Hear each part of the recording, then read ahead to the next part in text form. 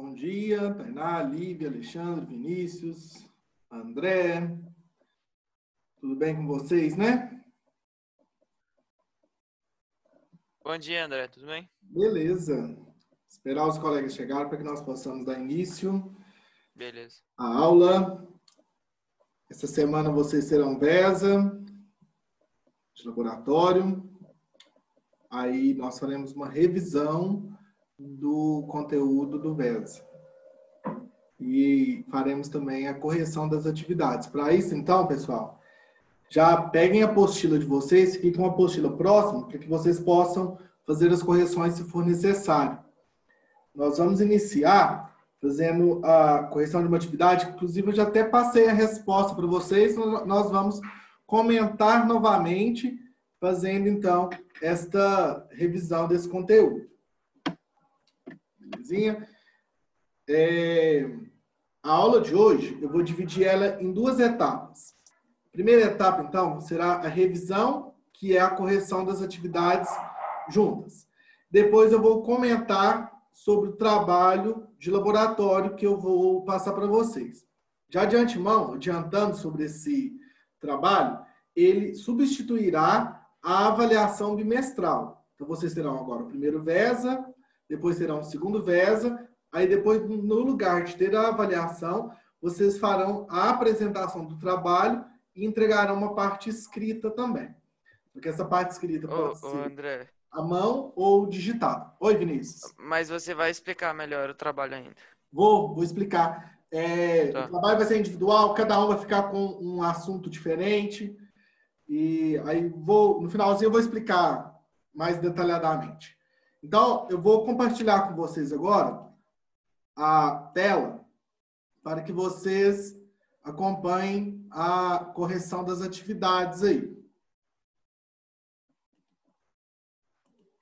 Tá dando para visualizar? Aham, tranquilo. Tá, vamos lá então. Abram então primeiro para mim na página 31. Esse é o assunto então. Então antes eu já passei, mas anotem novamente se for necessário. As matérias do VESA são compostos iônicos e covalentes, cargas elétricas e eletrização. São esses assuntos que serão cobrados no VESA de vocês de sexta-feira. Sexta-feira, então, o VESA de laboratório consta de 4 questões. Dessas 4 questões, 3 são questões objetivas, de vocês assinalarem, marcarem apenas uma opção. E a outra questão dissertativa, que é a questão aberta. Leia com atenção, pergunta, mas não está complicado, não. Viu? Então, ó, componentes... André. Oi? É compostos iônicos e covalentes e o quê? Cargas elétricas e eletrização. É a aula 12 e 13. Cargas elétricas e o quê? Eletrização. Obrigado. Hello. Então, ó, dentro dessa aula sobre os compostos iônicos e compostos covalentes, eu expliquei para vocês, nós comentamos a diferença de compostos iônicos e de compostos covalentes. Os compostos covalentes também, que podem ser chamados de compostos moleculares, eles são formados a partir de uma ligação covalente. E o composto iônico é formado a partir de uma ligação iônica. Depois eu vou diferenciar para vocês, eu fiz uma tabelinha que diferencia um do outro. Aí, como exemplo para compostos iônicos, nós temos o sal de cozinha. E como composto, como exemplo de um composto molecular, nós temos a glicose. Qual que é a fórmula química do sal de cozinha? Você sabe? Alguém sabe aí? A fórmula química? NaCl. NaCl. E a fórmula química da glicose? C6H12O6. Isso, C6H12O6. A glicose, né, presente na fotossíntese, é produzida a partir da fotossíntese, então a partir dos organismos autótrofos também tem a produção desta glicose, que é um tipo de açúcar. Aí, nesse experimento, então, que estava presente na página 31, Aí tinha lá o experimento e pedi para que vocês preenchessem a tabela. Eu mostrei para vocês, a partir de 2 vídeos, como foi conduzido o experimento. Então, pegaram-se, então, 5 beckers. Em cada um desses beckers, então, foi colocada uma substância. Então, no becker 1, foi colocado água destilada. No becker 2, apenas açúcar no estado sólido. No 3, solução aquosa de açúcar. No 4, o sal de cozinha no estado sólido. E o 5, solução aquosa de sal de cozinha. Aí, o que foi feito? Pegou, então, a lâmpada com o fio elétrico e colocou esse fio nesses beckers. O que aconteceu? No que estava com água destilada, que estava com açúcar no estado sólido, que estava com a solução aquosa de açúcar e que estava com sal de cozinha, a lâmpada não acendeu. Acendeu apenas na solução aquosa de sal de cozinha. Por que, então, que aconteceu isso? Aí nós vamos observar que para acontecer uma condutibilidade elétrica, as substâncias elas têm que estar em meio aquoso, uma substância líquida. Primeira coisa. Então, se fosse para a gente entender apenas por essa informação, então tem que estar no meio aquoso. O becker 1 poderia, o becker 3 poderia e o becker 5 poderia. Porém, as substâncias têm que estar com íons dissolvidos. E uma substância que é formada por uma ligação iônica é o sal de cozinha. O sal de cozinha é um composto iônico. Então, quando esse composto iônico está dissolvido numa substância aquosa, acontece, então, a condutibilidade elétrica.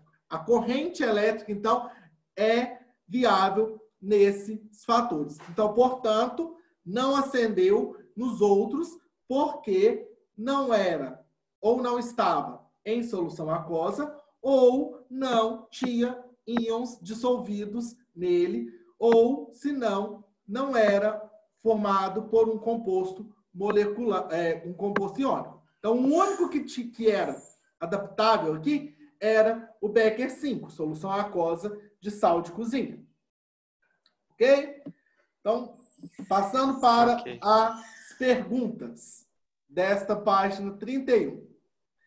Que tipo de ligação ocorre entre os átomos das substâncias analisadas? O sal de cozinha, coloquem aí, é um tipo de ligação iônica. Super fácil memorizar isso, olha. Composto iônico realiza uma ligação iônica. Composto molecular, ou também chamado de composto covalente, realiza uma ligação covalente. O açúcar. O açúcar é um exemplo de ligação covalente, que seria a glicose.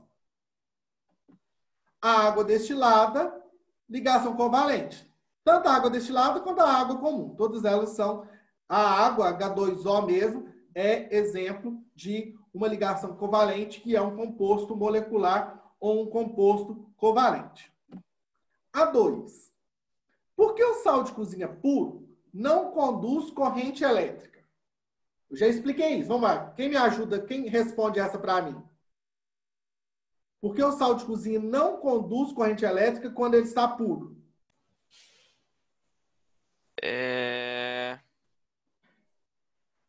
O puro seria o quê? No meio sólido, só o sal. Então, é isso que eu ia falar. Uma solução aquosa de sal conduz, não conduz? Sim. Então, para conduzir a corrente elétrica, lembre disso que o Vinícius até comentou agora. Ó. Para conduzir uma corrente elétrica, tem que estar em meio aquoso, tem que ter uma substância líquida. Ele apenas na substância sólida não conduz a corrente elétrica. Então, a resposta que eu coloquei, ó, porque está no estado sólido e é um composto iônico puro. Assim sendo, não é um condutor. Se ele estivesse em substância aquosa, aí seria um condutor elétrico. Na página 59, então, vamos lá na página 59. Essa aqui é a tabelinha que eu falei que eu criei para vocês, que mostra a diferença entre compostos iônicos e compostos moleculares. Tire uma foto dessa imagem, vai ajudar vocês também a entender melhor. Ou depois vocês transferem... Eu vou mandar lá no grupo, André. Oi, Vinícius? Eu vou mandar lá no grupo da escola É. essa aí, dessa página 59. Aham. Cite duas características dos compostos iônicos e duas dos compostos covalentes. Então, eu fiz a partir de uma tabela que vai facilitar para vocês. Como eu comentei já, os tipos de ligação. Então, todos eles realizam um tipo de ligação. Então, a ligação iônica, ela forma um composto iônico. A ligação covalente forma um composto molecular, que também pode ser chamado de composto covalente. E como que isso acontece? Acontece, então, a ligação iônica, o composto, formando o composto iônico, acontece quando o metal doa elétrons para um ametal. Já no composto molecular, quando nenhum átomo doa ou recebe elétrons, mas sim os compartilha. Vou aproveitar isso aqui e já vou dar uma deixa da aula que é sobre cargas elétricas. Eu poderia falar, então, que no composto molecular, um átomo, ele doa prótons. Posso falar que um átomo doa prótons para uma substância? Não, ele doa Não. elétrons. Ele pode doar elétrons. Por que ele não pode doar prótons? Porque Porque eles o são próton é fixos no fixo. núcleo. Isso, os prótons são fixos no núcleo. Os prótons não saem do núcleo. Uma outra coisa também. Suponhamos, então, esse lápis aqui. Esse lápis, ele possui uma quantidade de prótons, uma quantidade de elétrons. E eu vou fazer um processo de eletrização com esse lápis aqui. Vou esfregar ele aqui na camisa, no tecido. Eu posso falar que todos os prótons saíram dele? Não, senão você ia ter explodido. Não, porque, primeiro, os prótons não saem da estrutura. Não posso falar, então, que todos os elétrons saíram?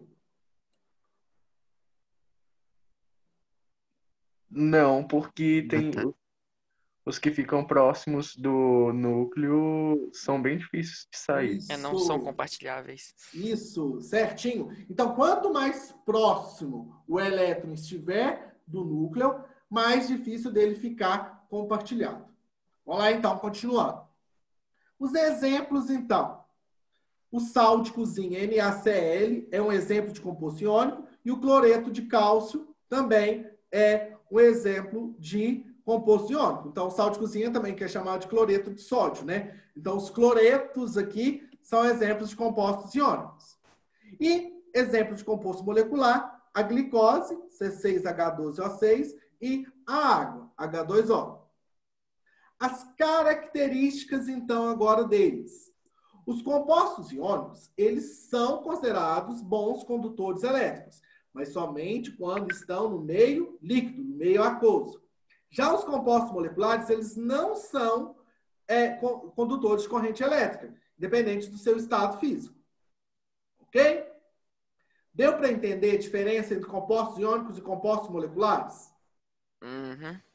Deu para entender também o porquê que a lâmpada acendeu apenas na solução aquosa com sal?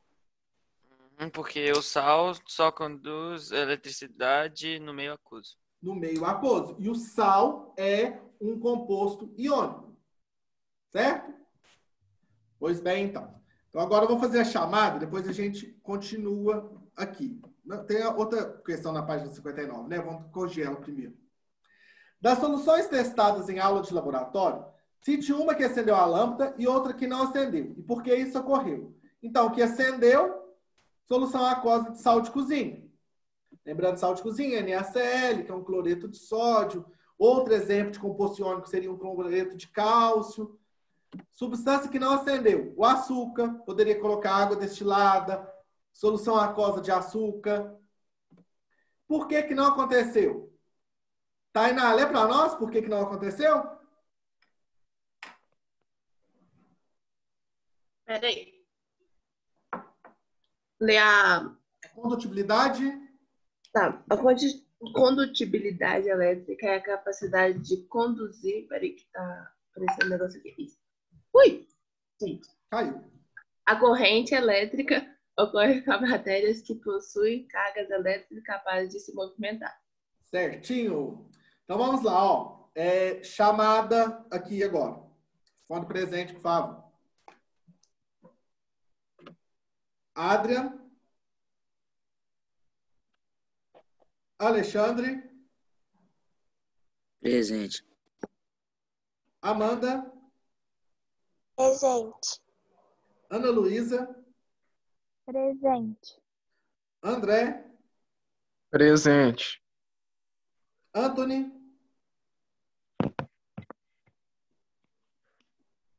Anthony, não? Esther. Presente. Gabriel. Presente. Gabriel Campos. Presente. Gabriel Elias. Presente. Gabriel Luiz. Presente.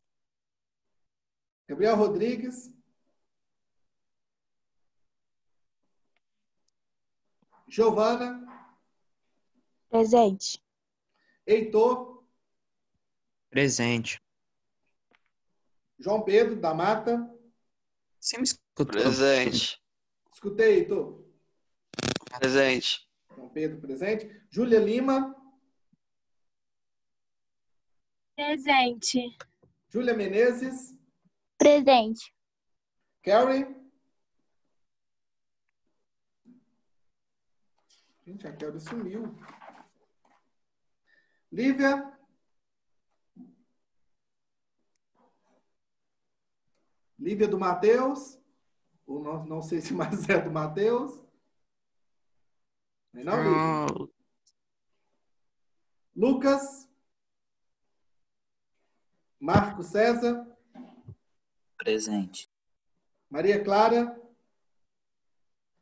Maria Eduardo Paim. Maria Eduarda Brito. Mariana.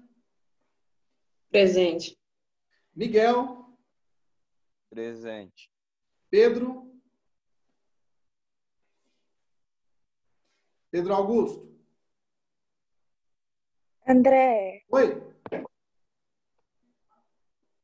Quem? Nada? Hã? Você estava fazendo chamada? É que Estou. minha internet caiu. É a Lívia? É, minha E- internet caiu. Coloquei aqui. Mas não machucou não, né? Não. Rafaela. Tainá. Nossa, que horrível. Presente. Vinícius. Presente. Bruno. Presente. Pessoal, se não entender, tem muitos aqui que estão participando da primeira live agora, podem parar, podem interromper e podem perguntar. Porque é importante vocês saberem esses conteúdos para o VESA de vocês de sexta-feira. Página 29, então. Vamos lá. Na página 29, o assunto é sobre as cargas elétricas e eletrização. Dentro desses processos, então, nós vimos que existem as cargas elétricas formadas, então, por prótons, nêutrons e os elétrons. Todos eles ficam distribuídos no núcleo, no caso, as cargas positivas e as cargas negativas. As cargas positivas recebem o nome de prótons, as cargas negativas recebem nomes de elétrons. Os prótons ficam no núcleo e os elétrons, então, ficam na eletrosfera. Os elétrons podem ser compartilhados. Os prótons não saem do átomo. Diante disso, então, foi feito com vocês um exemplo de eletrização por atrito. Então, atrito é quando tem contato ali, ó. Eu atritei, movimentei. Então, aqui eu estou fazendo um atrito entre as minhas mãos. Então, eu estou realizando uma eletrização nesse momento. Nesse caso, então, antes, as minhas mãos elas estavam em equilíbrio. Quando eu falo que as minhas mãos, então, estão em equilíbrio, vamos falar outra coisa, sem ser as mãos. Vamos pegar, então, a régua e o papel. Eles estão em equilíbrio. Então, eles possuem a mesma quantidade de prótons, as mesmas quantidades de elétrons. No momento, então, que eu realizo um tipo de eletrização, no caso, uma eletrização por atrito, eu tive o contato, estou manuseando, esses objetos, eles passam a ficar carregados ou positivamente ou negativamente.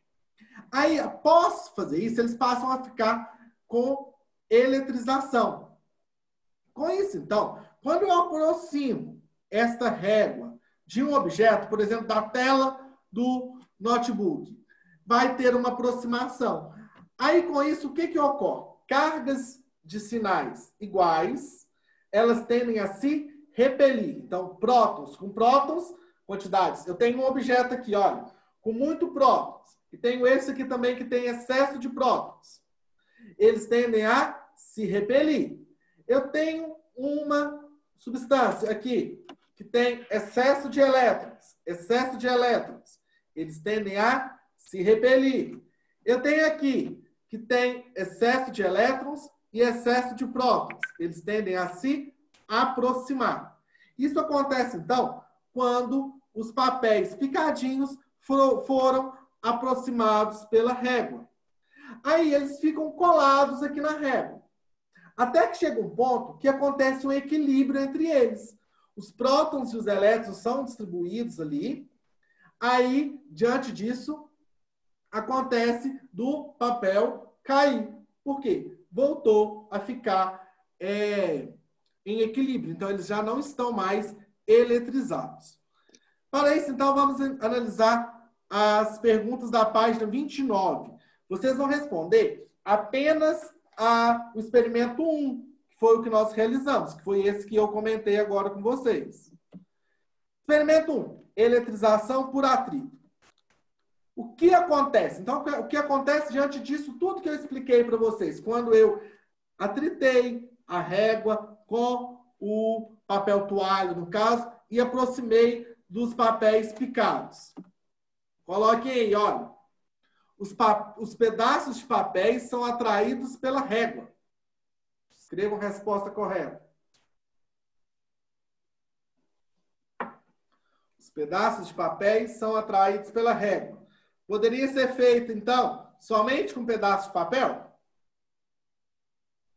Não, poderia fazer com giz. No exemplo que eu passei para vocês, alguém testou aquele da água?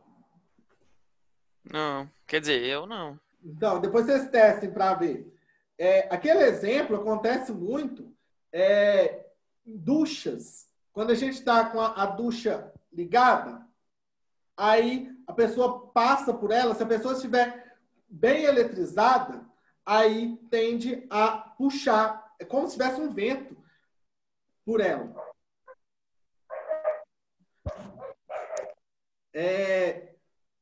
Vamos lá, a próxima. Já aconteceu de vocês levarem choque naturalmente? Você encostei na pessoa e tomei um choque? Como assim?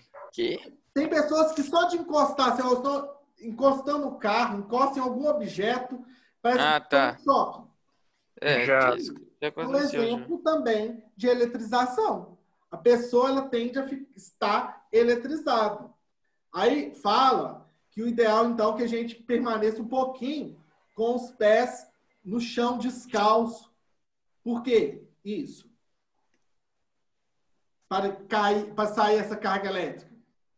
Porque você vai entrar em contato e os elétrons vão passar pro chão. Isso, aí faz o famoso fio terra, né? Máquinas de lavar. Quando coloca-se máquina de lavar na casa, coloca-se um fio terra que é para descarregar a eletricidade direto. B. Inicialmente, os pedacinhos de papéis estavam eletrizados? Resposta. Vão copiando aí, hein? Depois eu vou precisar dessas apostilas completas. Eles estavam em condições de equilíbrio, ou seja, com o mesmo número de prótons e elétrons. Eles estavam em condições de equilíbrio, ou seja, com o mesmo número de prótons e elétrons.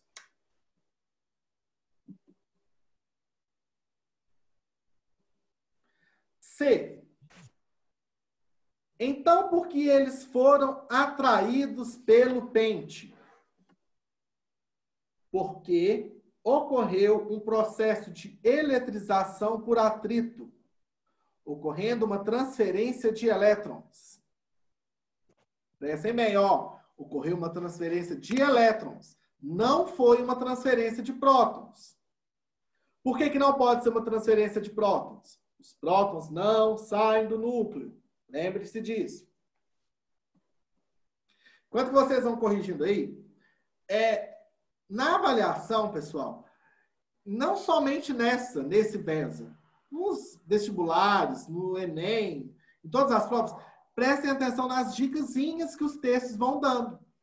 Por exemplo, se eu coloco um texto lá que está falando só sobre íons, qual composto que vai ser realizado aquela substância? Composto iônico. Se eu estou falando de íons, é um composto iônico. Aí vocês vão lembrando. Justo. Composto iônico. Composto iônico, então, ele é o sal de cozinha. Ele também pode ser o cloreto de cálcio. Legal. Mas então, eles conduzem eletricidade. Os compostos iônicos conduzem eletricidade. Mas eles só conduzem eletricidade em qual estado físico? No líquido. Então, vão fazendo essas analogias, essas comparações que facilita para vocês. Então, sempre que falar sobre liberação de íons, acontece a partir também de um composto iônico. Pode passar para frente aqui? Alguém ainda está copiando? Não, pode passar, eu acho. Vamos lá. Página 58 agora.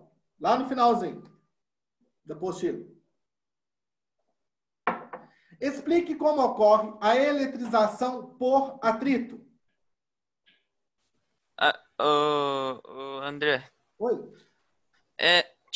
Se alguém pedir para explicar a eletrização por atrito, é só falar que, tipo assim, quando ocorre o atrito, quando a gente atrita um objeto no outro, a camada de elétrons mais externa das moléculas de um objeto entra em contato com a camada mais externa do outro objeto e os elétrons são compartilhados? São compartilhados, são distribuídos. Uhum. Certinho? Beleza. Certinho? Uhum. Aí, então, vamos lá para a resposta. Quem lê para mim essa aí? Quer que lê? Pode ler. A eletrização por atrito ocorre quando materiais não condutores são atraídos uns contra outros. Nesse processo, um dos materiais perde elétrons e outro ganha, de modo que um tipo de material fica positivo e outro fica negativo. Certinho. Nesse caso aqui, Vinícius, você que estava formulando a pergunta, a resposta, na verdade, lembre-se também que na eletrização por atrito não pode ter um objeto que já é um condutor de eletricidade. Por exemplo, se eu passo com um metal, o metal é um condutor de eletricidade, então aí a eletrização por atrito não seria bem vista. 2. A figura abaixo representa um corpo carregado positivamente e um corpo condutor eletricamente neutro. Explique o que acontece quando aproximamos dois corpos. Como chama-se esse processo de eletrização? Então, quando nós colocamos objetos não encostando... Tô indo, peraí. Oi? Ué? Gabriel, você tá com... Isso. Esperando, pode ir. Olha... Então, quando acontece o que se foi falado aqui no enunciado, acontece uma eletrização por indução. Quando eu tenho uma eletrização por indução, não tem o contato dos objetos. Então, lembre-se disso. Quando tem uma eletrização por indução, não tem o contato, não encosto os objetos. Ok? Mas aqui eu não vou frisar muito nessa parte, porque o objetivo, como nós fizemos mais a prática da carga elétrica por atrito, é melhor falar também mais sobre ela. Agora, então, vamos falar sobre o trabalho de laboratório. Faltando 10 minutinhos aqui. Prestem atenção.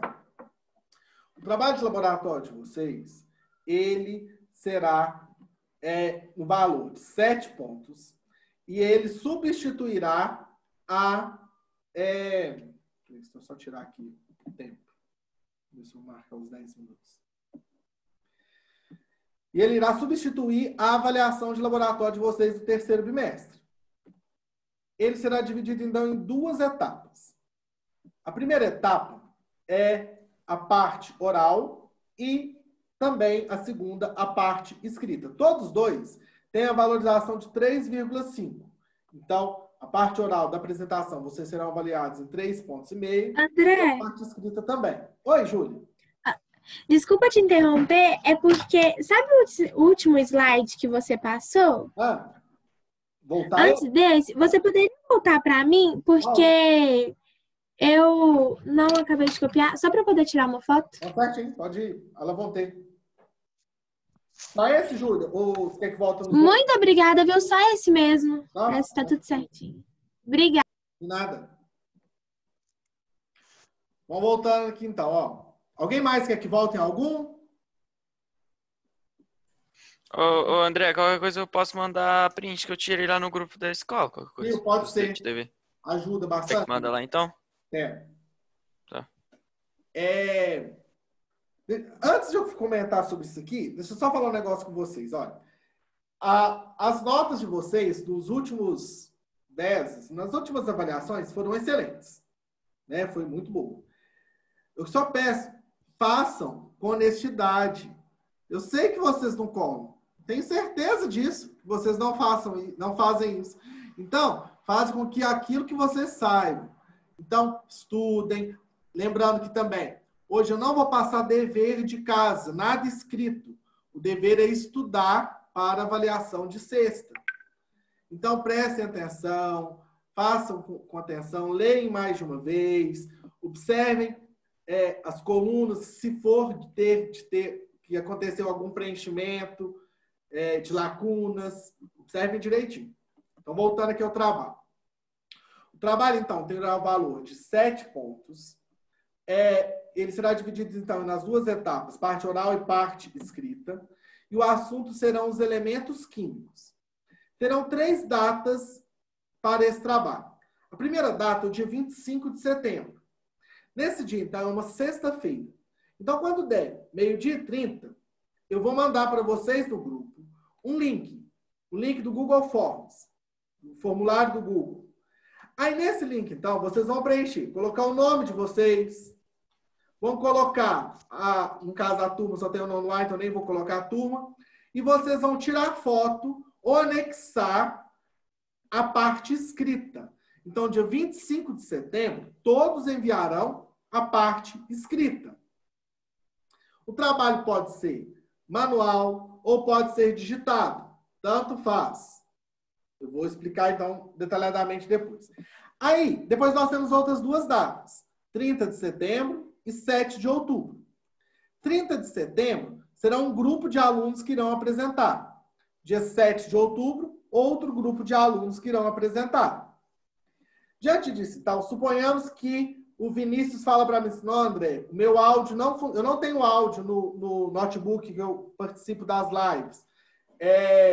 Não tem microfone. Ou a Júlia fala assim, não, a minha câmera do notebook não está funcionando. O que vocês deverão fazer? Filma a apresentação e me envia no dia 25 de setembro a apresentação. Envia no meu privado. Porque aí eu vou colocar a apresentação para avaliar e para que os demais colegas possam assistir. Parte escrita, então. A parte escrita, todas as 2 partes serão individual. O aluno deverá fazer uma pesquisa sobre 2 elementos químicos que foi indicado para ele. Então, eu vou indicar para vocês qual é o elemento químico. Então, o Adrien vai falar sobre cálcio e hidrogênio, por exemplo. O Alexandre, por exemplo, vai falar sobre o alumínio e sobre o ouro. Então, cada um ficará com 2 elementos químicos distintos. Aí, a data de entrega da parte escrita, como eu falei, dia 25 de setembro, numa sexta-feira. Aí você vai enviar até, quando for 12h30, eu vou colocar no grupo de vocês o link, vocês vão enviar por ele. Aí eu vou colocar um prazo para que vocês possam enviar a parte escrita. Então, a parte pode ser digitada ou manuscrita e vale 3,5 pontos. Nessa parte aqui, ó, quando for Ô, passar... André. Oi? Que hora você vai mandar o link pra gente enviar a parte escrita? Meio-dia e meio. Pode ser mais cedo, não? Vocês têm aula até que horas? A gente tem... A prova começa às 10 horas na sexta. A gente tem aula até 9h50, eu acho, e de 10 a meio-dia e 20 é prova. Então, eu só não posso... Eu vou ver com a Regina e falo para vocês. O horário certo, isso aí ainda tem tempo, porque é só no final do mês. Talvez eu coloque até em outro dia. Tá, beleza. E ela vai substituir a avaliação final, o provão. Isso, o provão. Tá, entendi, beleza. Porque nós sempre fazemos André. avaliação oral, lembra? Sim, sim. Então, é para ficar quase que semelhante essa atividade. Eu olho direitinho a data, o horário e falo para vocês. Aí eu estava explicando. A parte escrita, pessoal, vocês não devem colocar lá. Por exemplo, eu vou estudar sobre o ouro. Quando que foi descoberto esse elemento químico ouro? Qual o símbolo químico dele? Qual a massa atômica? Qual o número atômico? Sua camada de valência? Quem descobriu? Para que serve? Então, dá uma explanação geral sobre ele na parte escrita. Na apresentação, a mesma coisa. Fala, o elemento químico, ele o número atômico é tal, a sua massa atômica é tal, ele se apresenta na qual família, em qual período, ele é metal, ele é gases nobres. Então, vocês vão explicar sobre o elemento químico. Ô, André, então quer dizer que tipo assim, a parte escrita vai ser tipo o roteiro da parte oral. Isso, exatamente. Tá. Não precisa se estender muito, não. Mesmo porque não teremos tempo na parte oral, né? Como eu coloquei para vocês, vocês têm 1 minuto e meio, cada um, para apresentar os 2 elementos químicos e, no máximo, 3 minutos. Eu fiz uma divisão para que dê tempo que nós fazemos as apresentações em 2 dias. Diante disso, então, as mulheres irão apresentar no dia 30 de setembro, primeiro as damas, né? Aí, dia 7 de outubro, os homens irão apresentar a parte deles. Aí, eu vou seguir a ordem. Então, primeiro as mulheres vêm, começam a apresentar, e eu vou na ordem alfabética. Aí vai lá na Amanda, a primeira. Aí vai até o último, depois os homens, dia 7 de outubro. O valor, 3,5 pontos. Como eu comentei, se a pessoa não tiver o áudio ou não tiver a câmera, envia antes para mim o videozinho, que aí eu coloco para que os colegas possam assistir. Na apresentação, o estudante deverá explicar sobre os elementos químicos. Aí, na semana que vem, não deixem, assistam, todos participem da live, que nós iremos escolher, vocês irão fazer a escolha dos elementos químicos que fará a pesquisa de vocês. Então, não deixem de participar da live da semana que vem. Ok? Nosso tempo já está quase se esgotando. Então, somente para que possamos relembrar. A avaliação de vocês será sexta-feira, matéria compostos iônicos e compostos moleculares, cargas elétricas e eletrização. Somente 4 perguntas. As questões objetivas de múltipla escolha, cada uma delas tem o valor de 2 pontos. A questão dissertativa tem o valor de 1 ponto. Então, cargas elétricas e eletrização, compostos iônicos e compostos covalentes. Dever de vocês... Ué, André, é compostos covalentes ou moleculares? Pode receber os 2 nomes. Ah, tá. Certinho? É porque quando fala compostos covalentes é mais fácil para vocês lembrarem que é uma ligação covalente. Entendi. Certinho? Estudem bastante. Qualquer dúvida, estou à disposição. Na sexta-feira estarei disponível para vocês, caso vocês não entendam a ordem, o que se pede na pergunta. Vocês podem mandar ou no grupo ou me chamar no privado, para que vocês possam responder. Preencham a apostila de vocês com as atividades corretas. Não deixem de fazer as atividades, porque vale nota.